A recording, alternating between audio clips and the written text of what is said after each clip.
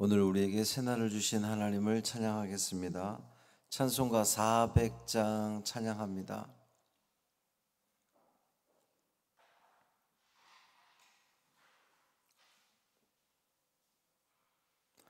찬송 400장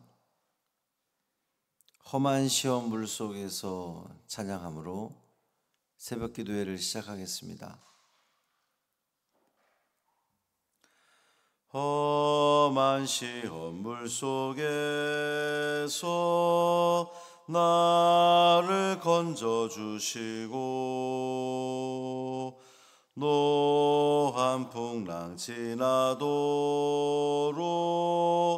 나를 숨겨주소서. 주여 나를 돌보시사 고이 품어주시고 험한 풍파 지나도록 나를 숨겨주소서. 권세 능력 무한하사 모든 시험 이기고 풍랑까지 다스리는 주님 앞에 비오니 주여 나를 돌보시사 고이 품어주시고 험한 풍파 지나도록 나를 숨겨주소서. 죄악길에 빠진 이 몸 캄캄한데 헤매며 부르짖는 나의 원 들으소서. 내 주여 주여 나를 돌보시사 고이 품어주시고 험한 풍파 지나도록 나를 숨겨주소서. 아멘.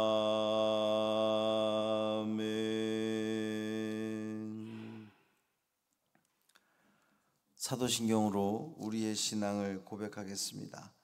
전능하사 천지를 만드신 하나님 아버지를 내가 믿사오며 그 외아들 우리 주 예수 그리스도를 믿사오니 이는 성령으로 잉태하사 동정녀 마리아에게 나시고 본디오 빌라도에게 고난을 받으사 십자가에 못 박혀 죽으시고 장사한 지 사흘 만에 죽은 자 가운데서 다시 살아나시며 하늘에 오르사 전능하신 하나님 우편에 앉아 계시다가 저리로서 산 자와 죽은 자를 심판하러 오시리라.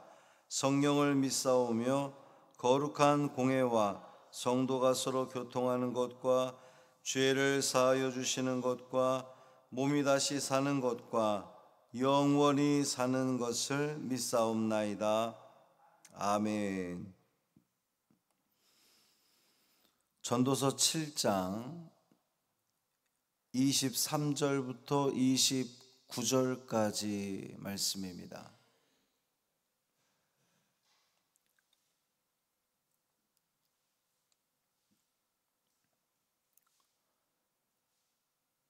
전도서 7장 23절부터 29절까지 말씀 함께 읽습니다.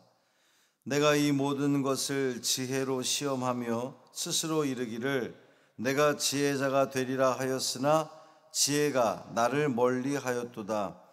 이미 있는 것은 멀고 또 깊고 깊도다. 누가 능히 통달하랴. 내가 돌이켜 전심으로 지혜와 명철을 살피고 연구하여 악한 것이 얼마나 어리석은 것이요 어리석은 것이 얼마나 미친 것인 줄을 알고자 하였더니 마음은 올무와 금을 같고 손은 포승 같은 여인은 사망보다 더 쓰다는 사실을 내가 알아내었도다. 그러므로 하나님을 기쁘게 하는 자는 그 여인을 피하려니와 죄인은 그 여인에게 붙잡히리로다. 전도자가 이르되 보라, 내가 낱낱이 살펴 그 이치를 연구하여 이것을 깨달았노라. 내 마음이 계속 찾아보았으나 아직도 찾지 못한 것이 이것이라. 1000사람 가운데서 한 사람을 내가 찾았으나 이 모든 사람들 중에서 여자는 한 사람도 찾지 못하였느니라. 내가 깨달은 것은 오직 이것이라. 곧 하나님은 사람을 정직하게 지으셨으나 사람이 많은 꾀들을 낸 것이니라. 아멘. 이 말씀 하나님 말씀입니다. 하나님께서 우리를 지으셨습니다. 지으실 때는 온전하게 지으셨습니다. 실수가 없는 하나님이시기 때문에 그렇습니다. 오늘 우리는 하나님의 그 지으신 목적대로 내가 그렇게 살겠습니다. 성령 하나님 날 도와주십시오. 이렇게 기도하며 하루를 시작하기를 바랍니다. 하나님께서 지으신 목적대로 살아가는 것이 가장 지혜로운 사람입니다. 오늘 본문에 보면 전도자가 내가 지혜자가 되리라, 되고 싶다, 될 것이다, 뭐 이렇게 이야기했는데 결국 그가 하는 고백이 뭡니까? 지혜가 나를 멀리하였도다. 나는 지혜자가 될 것이다, 되고 싶다 그랬는데 지혜가 멀어졌다는 거죠. 이미 있는 것은 멀고 또 깊도다. 누가 능히 통달하랴.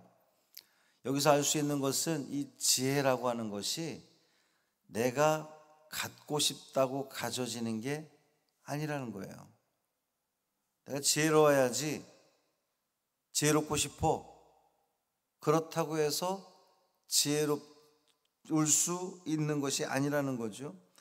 우리는 이 세상의 어떤 문제든 다 이렇게 이성적으로 풀려고 애를 씁니다. 근데 우리 인생에서 만나는 그 모든 문제들을 보면 이성으로 다 풀 수 없고, 때로는 신비로운 일이 일어나기도 하고, 또 때로는 모순적인 일이 계속해서 만나기도 합니다.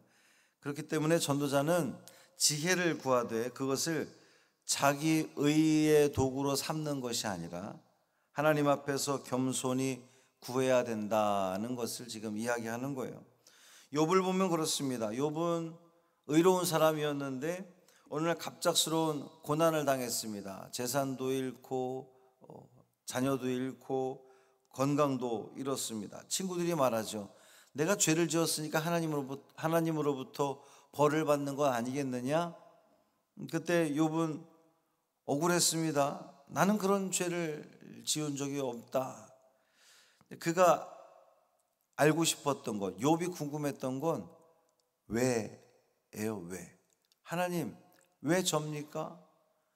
제가 하나님 앞에 어떤 잘못을 저질렀길래 저에게 이런 환난을 주십니까? 제가 무슨 죄를 지었습니까? 하나님, 왜요? 근데 하나님은 그 욥의 물음에 1절 대답하지 않으시고 오히려 이렇게 말씀하셨죠. 내가 땅에 기초를 놓을 때 너 어디 있었느냐? 이 말씀 하시는 이유가 뭡니까?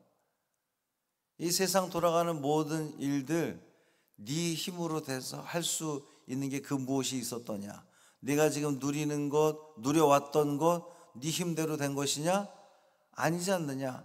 그러니까 욥이 결국 고백할 수 있는 것은 주신 분도 여호와시오, 취하신 분도 여호와시다. 욥이 이렇게 나중에 고백을 합니다. 내가 알지 못하던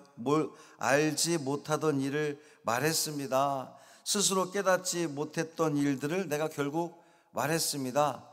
한마디로 뭐예요? 나는 어리석은 자입니다. 하나님 앞에서 나는 부족한 자입니다 라고 고백할 수밖에 없었던 거죠. 우리는 지혜를 구해야 됩니다. 그런데 그 지혜는 우리로 하여금 모든 것을 알게 하는 것은 아니라는 거예요. 지혜는 하나님을 경외하게 할 뿐입니다. 솔로몬은 세상에서 가장 지혜로운 자로 불렸습니다. 하나님께서 친히 그에게 지혜를 부어주셨고 세상의 부와 명예도 또한 그에게 더하여 주셨습니다. 그런데 시간이 지나면서 솔로몬은 자기 지혜의 도취가 되어서 이방 여인들과 우상들을 가까이 하게 되었습니다. 열왕기상 11장에 이렇게 기록하고 있어요. 솔로몬 왕이 바로의 딸 외에 이방의 많은 여인을 사랑하였으니, 하나님이 그 많은 일이라는 것을 알면서도 이방의 여인을 사랑하였으니, 그리고 그 다다음 절 3절에 보면 그의 여인들이 왕의 마음을 돌아서게 하였더라 그랬어요. 이방 여인을 사랑했더니 그것이 사랑으로 끝나는 것이 아니라 솔로몬으로 하여금 하나님으로부터 돌아서게 만드는 일이 되었다는 거예요. 실패죠. 솔로몬의 실패입니다. 지혜자라 불렸던 솔로몬의 어리석음입니다. 그러니까 이 실패를 두고 솔로몬이 지금 고백을 하는 거예요. 26절에서 마음은 올무와 금을 같고 손은 포승 같은 여인은 사망보다 더 쓰다는 사실을 내가 깨달았다. 마음은 올무와 금을 같고, 그 여인들의 마음이 올무와 금을 같았다는 겁니다.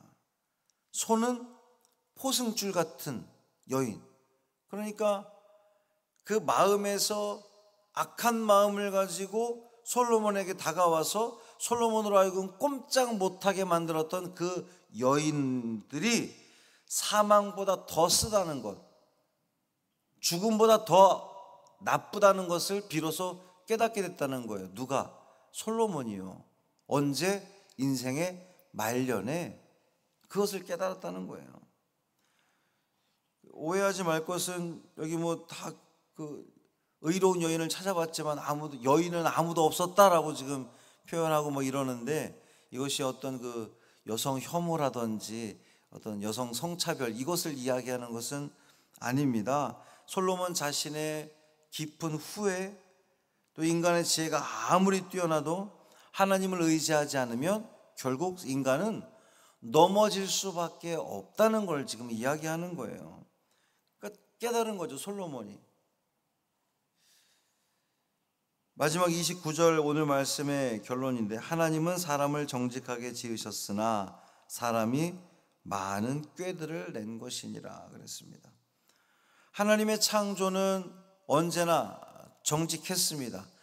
처음 우리를 지으실 때 우리는 죄가 없는 모습이었고 의로운 모습이었고 온전한 모습이었습니다.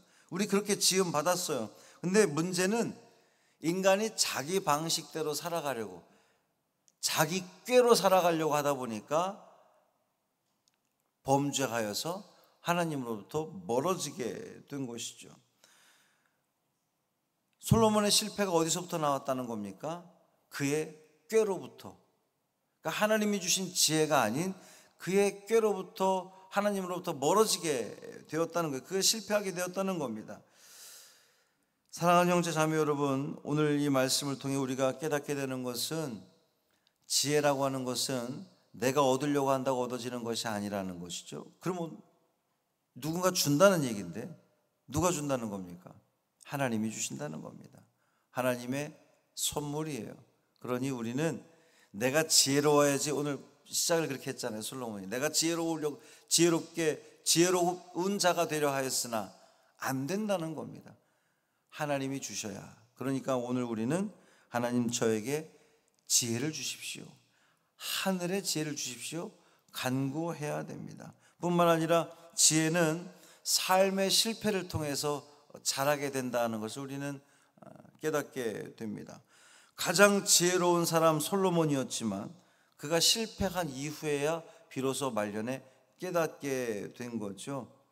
그러니까 우리의 상처, 우리의 실수도 하나님 손에 들려질 때는 이것이 또 지혜가 될 수 있습니다. 그러므로 결론적으로 우리는 하나님을 신뢰해야 합니다. 뇌꾀를 내려놓고 정직하게 하나님 앞에 설 수 있어야 되겠습니다. 그것이 가장 지혜로운 길이고, 이 지혜로운 길은 때로는 좀 어려울 수도 있고 멀어 보일 수도 있고 이해가 되지 않을 수도 있지만 결국 우리에게 생명을 주는 지혜임을 여러분 깨달으시고, 내 지혜가 아닌 하나님의 지혜를 의지하게 해달라고 여러분 기도하시길 바랍니다. 솔로몬처럼 자기 지혜에 빠지지 않고 끝까지 겸손하도록 여러분 기도하시길 바랍니다. 사람의 꾀가 아닌 정직함으로 오늘도 살아가게 하여 주십시오. 무엇보다 하나님 앞에 정직한 삶을 살기 원합니다 라고 고백함으로 오늘 우리의 삶이 하나님 보시기에 온전한 삶, 기쁨의 삶, 복받는 삶 되기를 주님의 이름으로 축복합니다. 살아계신 아버지 하나님 감사합니다. 하나님께서 주신 지혜로 솔로몬이 지혜의 왕이 되었는데 그가 실패했습니다.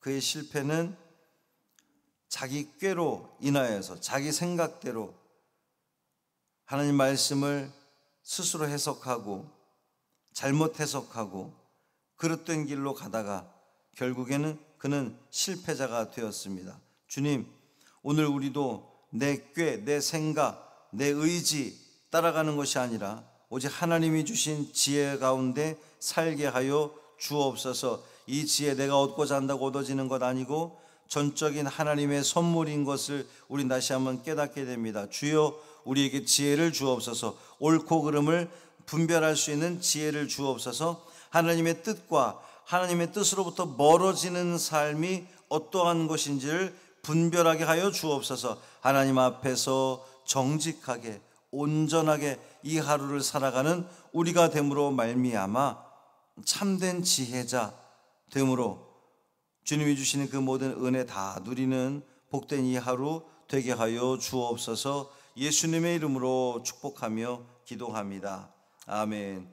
하늘에 계신 우리 아버지여, 이름이 거룩히 여김을 받으시오며 나라가 임하시오며 뜻이 하늘에서 이루어진 것 같이 땅에서도 이루어지이다. 오늘 우리에게 일용할 양식을 주시옵고 우리가 우리에게 죄 지은 자를 사하여 준 것 같이 우리 죄를 사하여 주시옵고 우리를 시험에 들게 하지 마시옵고 다만 악에서 구하시옵소서. 나라와 권세와 영광이 아버지께 영원히 있사옵나이다. 아멘.